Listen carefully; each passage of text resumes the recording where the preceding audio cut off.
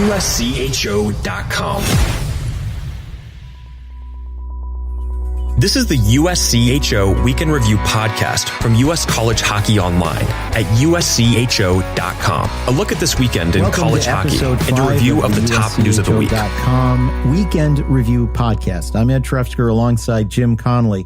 And Jim, once again, a great weekend of college hockey. Why don't we start out with the showdown between the two newest programs in Division I? Certainly everybody has taken notice of Penn State, but Arizona State met the Nittany Lions and came away with a victory and a split on the weekend.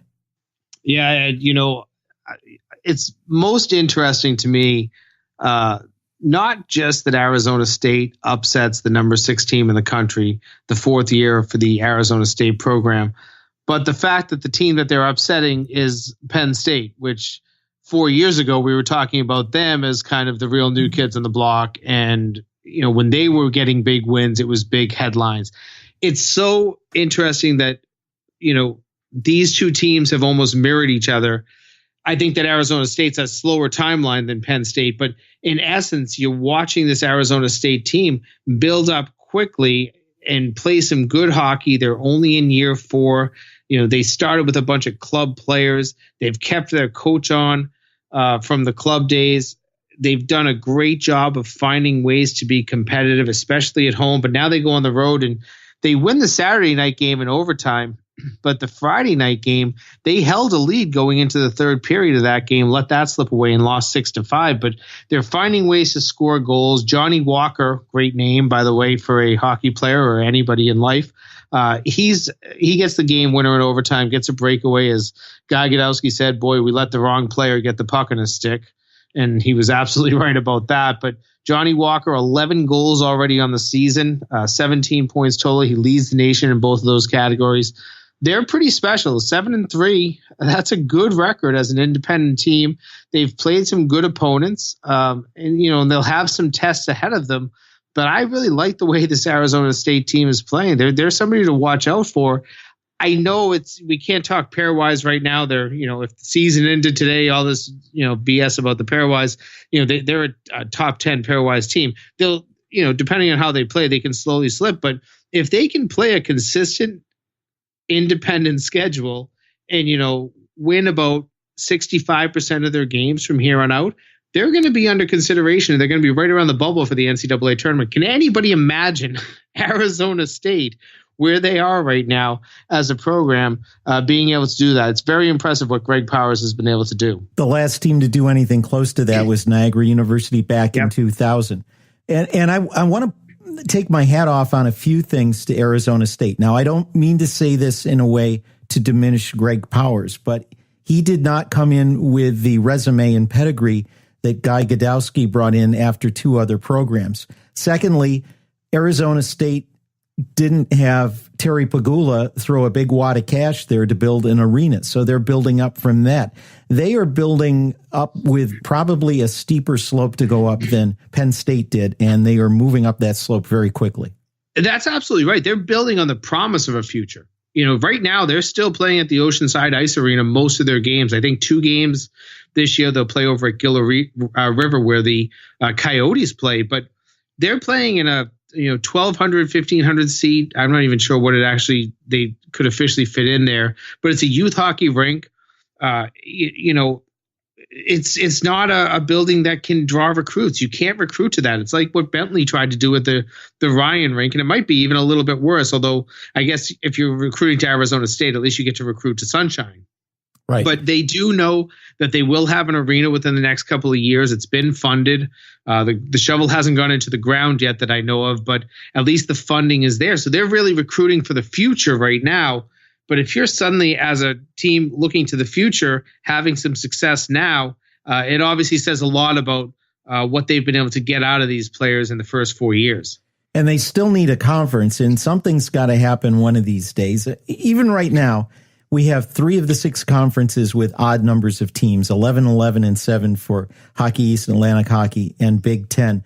There's got to be room for somebody somewhere. Maybe there's room for shuffling. Maybe there's room for dissolving and reassembling leagues, but something really has to happen if college hockey is going to continue to grow. And you know what? We've been saying that for about a dozen years. It's true. I mean, there are some short-term solutions, and I think that when you look at the size of the institution and the like-minded institutions, the Big Ten makes a lot of sense. The only issue, and I think I've written about this, I think we've even talked about this in past podcasts over the years, but right now where the Big Ten has gotten to, even though there's 7 teams, an odd number, a strange number, they're so geographically centered. Mm-hmm. You have at least one opponent that's a quick bus ride or is a relatively quick bus ride.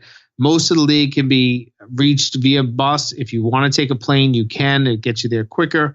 But everybody knows there's no way you get to Arizona from any of those Midwest schools by bus. So it's going to be adding planes in. It's going to be almost what Notre Dame went through when they came to Hockey East, where everybody else is in a bus and you're always on planes. But the reality is the team that will be doing the travel is Arizona State. And you can't tell me they're not getting used to that right now. They're on an island and they're traveling everywhere, pretty much everywhere via plane. I think they must have to take a plane everywhere they're going right now. So they're used to it. They've got the budget for it athletically. They would align in terms of budgets with schools in the Big Ten. The caveat is they're a member of the Pac-12, and the Pac-12 has the potential to add hockey at other schools. We've talked about UNLV last week. You kind of see this footprint where if you give it 10 to 15 years, the Pac-12 will become a hockey conference. Arizona State, though, can't wait that long. So maybe for now, you've got to find a home, and the Big Ten feels like such a good place, feels like a decent fit. The only problem is where does that go if UCLA or USC or say UNLV, if they realign to the Pac-12, or Washington or Washington State or Oregon, somebody like that adds hockey, and then you realize that there might be a Pac-12. We saw this when the CCHA and WCHA existed, and then Penn State adds, and boom, you make a Big Ten conference.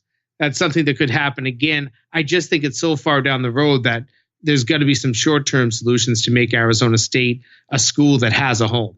I would have to think that if a second team in that area ends up starting a program, that a pair of teams like that would be very enticing for the NCHC to go after. Yes.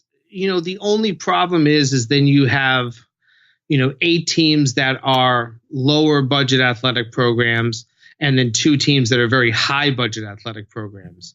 When you're a Pac-12 team, you're a Power 5 conference team, the budgets are just different. You're talking about Denver, Colorado College, Miami. I'm trying to think of schools that are Division II or Division III. They're not playing at the Division I level even. So take out the Power 5 part, but now you're not even in a Division II, Division I school. So that is one of those things that I think that when the NCHC was able to say no to Arizona State the first time, they were really looking at that, was that there really wasn't anything like-minded. But if you listen to their commissioner, Josh Fenton, talk, you hear him talk about the fact that there's a lot of teams that are kind of coupled up geographically.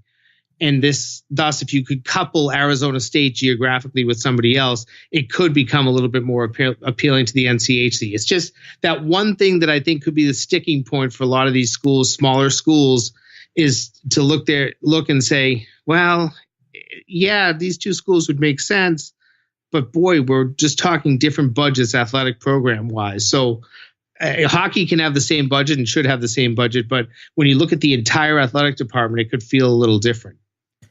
Well, that loss by Penn State on Saturday ended their unblemished record. Also losing an unblemished record was Quinnipiac Dartmouth, downing the Bobcats 5-1. And that win, and Twitter lit up with congratulations from coaches, including Quinnipiac's Rand Pecknold, win number 400 for Bob Gaudet. Yeah, a great legendary head coach, and he's done some great things at Dartmouth. I believe if I have the number right, it was 309 that he's had at Dartmouth, and he needs one more win and 2 more to pass, 1 more to tie and 2 more to pass the legendary Eddie Jeremiah from Dartmouth. He would become the all-time leading wins coach at Dartmouth as well. But I was impressed just for Dartmouth to get that win, because they really got smoked the night before by Princeton, a 7-1 loss. So you've got a very good Quinnipiac team, a red-hot Quinnipiac team coming in, and Dartmouth's able to find a way. But I feel like, I believe it was Paula Weston in my Tuesday morning quarterback column with her last week. We were talking about the Ivy League schools, and I think it was actually Quinnipiac we were referencing their great start and saying, it always strikes me as strange how you have these travel partner relationships. So you don't play the same team back-to-back nights, but you still see a lot of splits. And the splits often have a team from way at the bottom of the league beat a team that is on a run, as hot as Quinnipiac was. And here we saw it. Dartmouth gets smoked one night, 7-1, and then comes back and beats an undefeated team 5-1 the next night. It's an unexplainable phenomenon of the ECAC that always kind of shocks me. Well, I'll throw some light on that. I think if you're playing a team twice in a weekend, you've got one team to prepare for. If you're playing two different teams with travel partners, you've got to prepare for both. So your preparation time is split. And if you're a team who lost on Friday, you've got a little bit better, incentive. So I've heard that from ECAC coaches that the two different schools on two different nights makes preparation a different animal for them than it is where you have two games against a team. Well, the interesting thing about that is then you talk to a Hockey East coach or an Atlantic hockey coach, and they talk about having to play the same team on back-to-back nights and say, boy, it is just so hard to beat the same team twice in the same weekend. So there's just an irony that, you would think in the ECAC, I get the preparing for two different opponents part, but you hear the, coaches just talk about, boy, it's just too hard to beat the same team twice. So, okay, ECAC, you never have to play the same team twice. So you almost never have to play the same team twice. And then, you see all these splits. It's kind of crazy, but I guess maybe that's just the nature of the beast in college hockey. And, we didn't see a lot of sweeps across the country this weekend. So that might be another aspect of it. This is the USCHO Week in Review podcast from US College Hockey Online. Well, Denver did sweep Western Michigan. That leaves the Pioneers the only unbeaten team at 5-0-1, but they haven't yet played a ranked opponent. It took overtime to beat Western on Saturday night. But the next 8 games are against currently ranked teams, 3 of them in conference, St. Cloud, Minnesota, Duluth, and North Dakota. Plus they host a Thanksgiving pair of games against non-conference foe and number 3 currently Providence. And you're going to have, in those 6 conference games, you'll start with St. Cloud this weekend. They're probably going to be the number 2 team. By the time they get to Duluth 2 weeks from now, they are number 1. They probably could still be number 1. North Dakota is a team that we saw them play very well against Wisconsin this weekend. They could be climbing, up into that top 8, top 6 at some point. And Providence right now, they started this week number 3. I assume they're going to stay there. So it's a really tough road ahead, I think, for Denver. This is where they'll be tested. They haven't played the toughest schedule, as you kind of alluded to. So they got by Western this weekend. They found ways to win.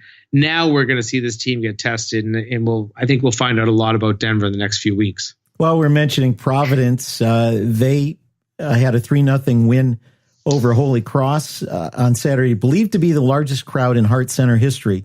And I saw some pictures of that. I've been to that arena a number of times, 2,502 there. Standing room only on the opposite side where there are no bleachers. Does this put a little bit of credence in the discussions, the rumors about the Crusaders becoming Hockey East team number 12? Probably not yet. I think that building is still too small, and if they want to find a way to build, then yes, it's possible. Or downtown at DCU, right? Well, that's the big problem with there. I think that was thought of as a path to success and a path to Hockey East for this team. But then when I believe it's an East Coast League team, the Worcester Nailers went in there. I think this is their first season. This is their inaugural season. But the one thing I think Hockey East would like to avoid is trying to battle AHL teams for dates. They remember having to do that with the Lowell Lock Monsters and Lowell Devils when UMass Lowell shared the building with an AHL team. It's quite inconvenient for a league that likes some I don't want to say consistency, but some sense of normalcy. They like to play Friday, Saturday nights. Yes, they'll go to a Thursday here to play a Thursday, Saturday series. And every now and again, you got to pop a Tuesday night game in there. But they don't want to be in a situation like you see with Sacred Heart right now. Yeah. Where you're playing, sometimes you're playing, Friday afternoon at noon, or that. I mean, that's just a gate killer. And Hockey East is really focused, I think, a lot on marketing their product. And the only way you do that is if there's fans there. So for Holy Cross, I will say that that's a really big crowd. I remember covering the first ever MAC championship back in, would have been around March of 1999, I think. And Holy Cross won that. And they packed that building, the Hart Center. It was hosted at the Hart Center, as well as you could ever imagine. I still think the attendance for those games were in the 1800s. So to put 700 more people in this tiny little shack of a rink, I can't believe how packed that must have been, how difficult it must have been to get around. I can't imagine bathroom lines for those games, but good for them to show that they have that big interest. Obviously, you'd love to pull off a win. It did sound like a pretty competitive game most of the way against a very good Providence team. But to say that this is a precursor to Hockey East is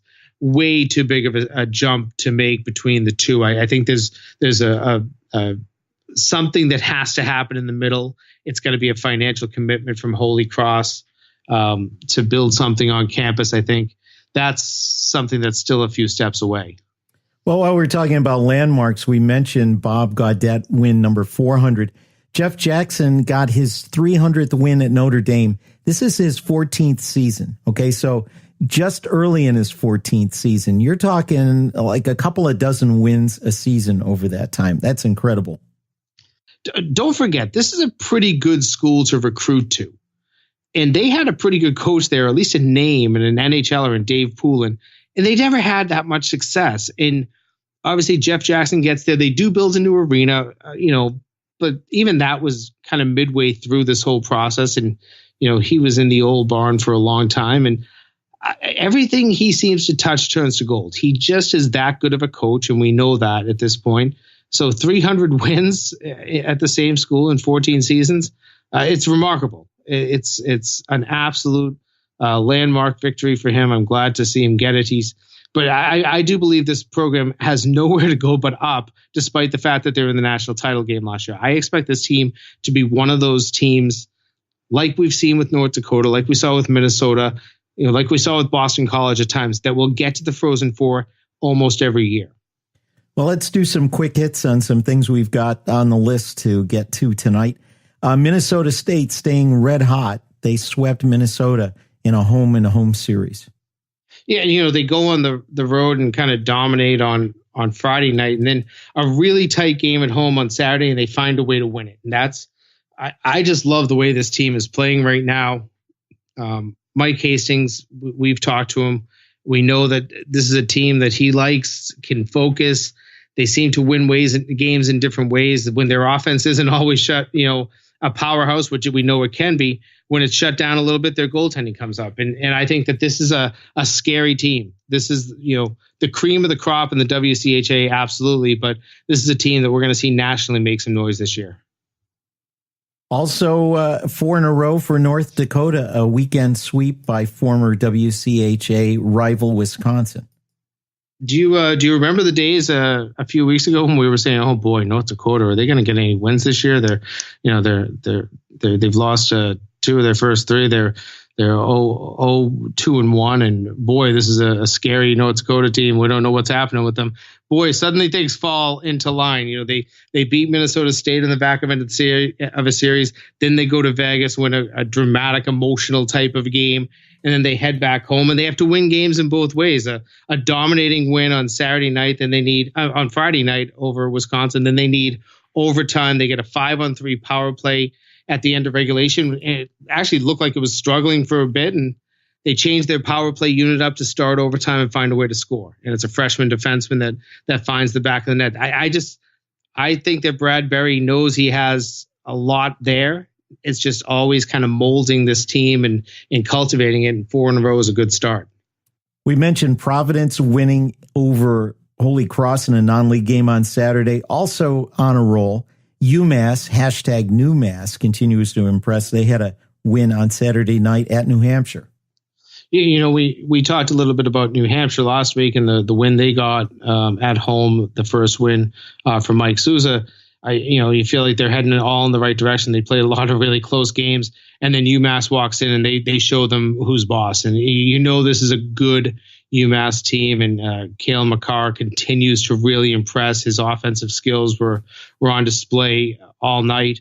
A 5-1 win. That you're winning some pretty winning handily in some of these games. You're feeling good about yourselves. This is a team that they have a lot of confidence. Now, one of the things I always look at is not the confidence a team has. That's always a positive, but it's when they face some adversity. They haven't hit that bump in the road yet. They had one loss out at Ohio State when Ohio State was number one in the country, but they haven't hit that huge bump in the road. They're going to play 2 games against Providence this week, and those will be some really dramatic games. I know they're trying to pump a big crowd into the Mullen Center on Thursday night. Then they're going to have to go on the road on Saturday down to Providence, which, depending on the atmosphere in the building, can be a tough place to play. So we'll see what this weekend really holds for UMass, because I want to see this team go through the toughest times to determine that they're as good as I believe they really are.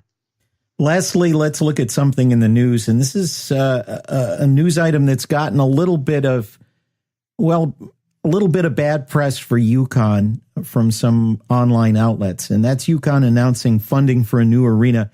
2,500 seats, maybe expanding to 3,500, but supposedly a waiver from Hockey East to be below the 4,000 minimum. The Friedis Ice Forum on campus is way too small for that, and they've determined they can't expand that, and they're going to continue to play some or all of the men's games at the XL Center in Hartford and the women's games on campus in the new arena.